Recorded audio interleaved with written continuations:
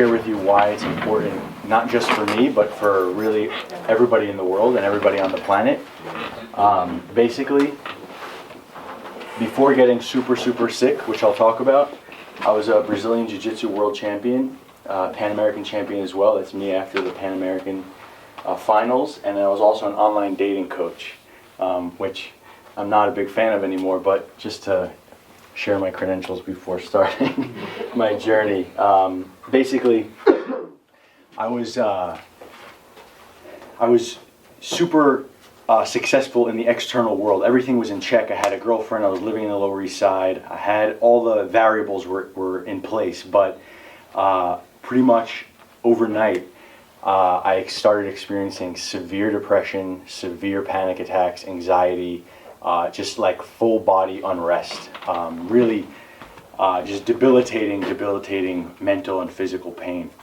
And, it was really scary being a 23-year-old kid living in New York City, not knowing what the heck was happening to me. I mean, it felt like I was basically tripping on acid 24/7 without taking acid, without taking any drugs, just tripping out, losing my mind. I mean, every symptom imaginable, panic attacks, just couldn't breathe, couldn't sleep, couldn't eat. It was pure torture, just on a second-to-second basis, just utter torture.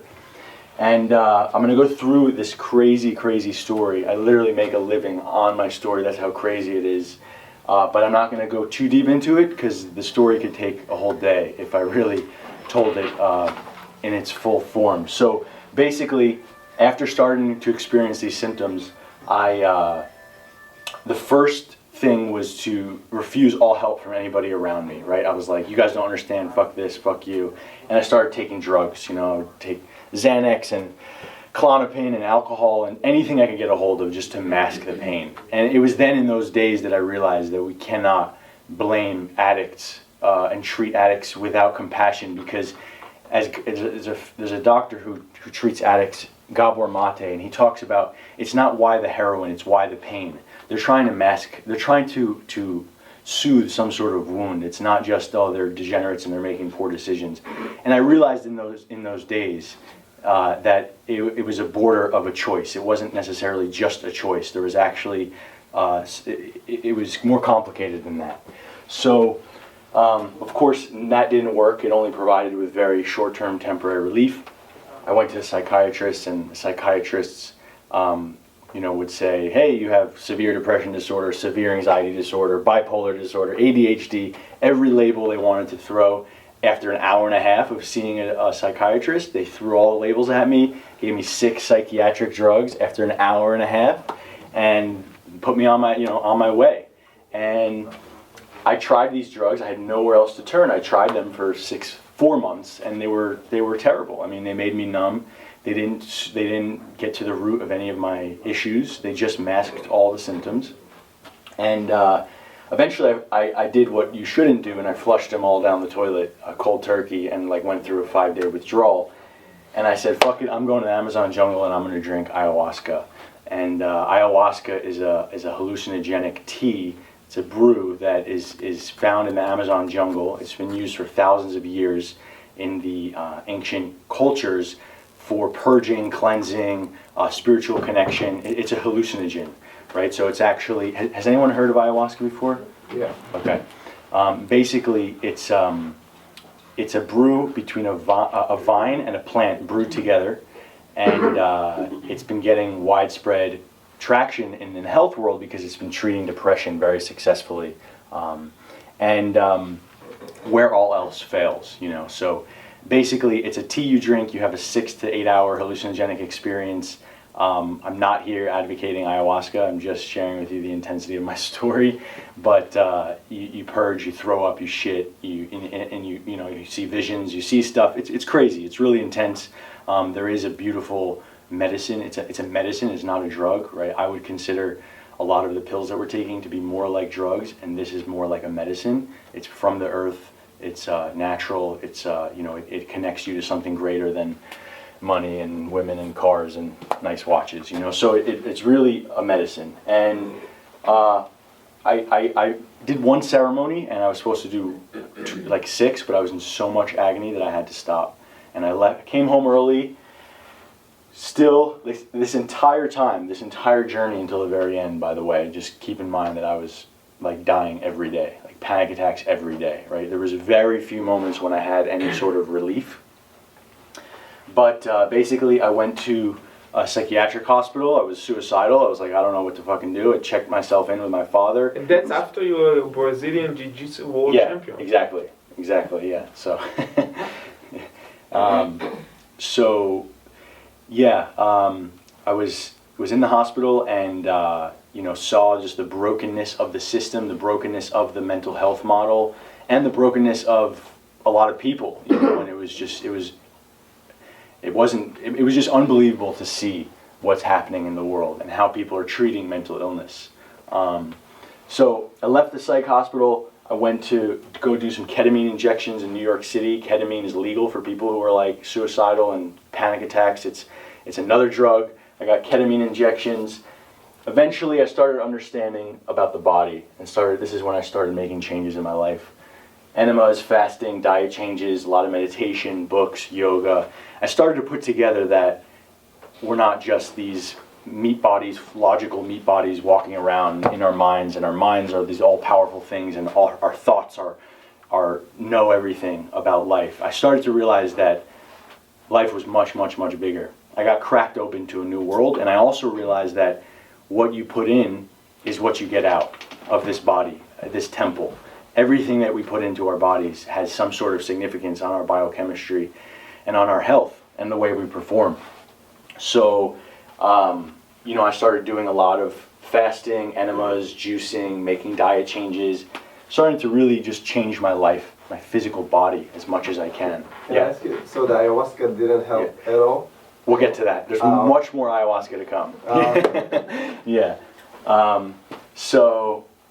I eventually went back to the Amazon a second time and drank 20 more ayahuasca. I had 20 more ayahuasca experiences, ceremonies in a 6-month period. I lived isolated in the Amazon jungle for another 6 months. Was definitely connecting to the divine with ayahuasca, connecting to something bigger than myself, and feeling connected to the earth, where I had been isolated from nature my whole life and locked in technology and stuff. I started realizing that there was more. So ayahuasca definitely helped me with that. It helped clean my body. But still, there was this underlying panic, anxiety, despair that I couldn't get to the root of. So I went back to the Amazon a third time and I did a dieta, an apprenticeship. In ayahuasca shamanism, a dieta is basic. It's a diet, but it's actually an apprenticeship with a shaman where you learn how to become a shaman, because I was suffering so much that nobody or nothing in the world, no books, no people I could relate to. Like, there was no one who I could look at in their eyes and say like, oh wow, this person can help me. Because the advice they would give me was so nominal, it was not deep enough for me to resonate with it because of the pain that I was in. And the only people who I resonated with were the shamans, like for whatever reason. These are people who for their whole lifetime have been working with nature, working with plants, and working with people's spiritual sickness. And they also have generations of ancestral knowledge passed down into them. So I did a dieta in the jungle. I was living isolated in the Amazon jungle in my own little hut, like 30-minute walk inside a primary rainforest, like totally isolated from the world. It was the craziest experience ever. I was supposed to spend 90 days without human contact. And it all sounds crazy, but in my mind, it was like the only way I can heal this issue is to totally connect to nature again and totally destroy my old self and come into a new self. I had read Eckhart Tolle's Power of Now, and I was like, all right, I have to dissolve my ego in order to have freedom. And the dieta was a nightmare. It's a whole long story we don't have time for, but eventually I was still this is 3 years at this point that we get here of suffering, 3 years of torture, and I spent over $160,000, and I started to book a trip to Africa to take $160,000 at least, yeah. $160,000 on your health. Yeah, at least. Yeah, I went bankrupt after this. I advertised my bankruptcy report on my website because people can see that I'm legit, So basically, Health is everything, huh? everything, 100%.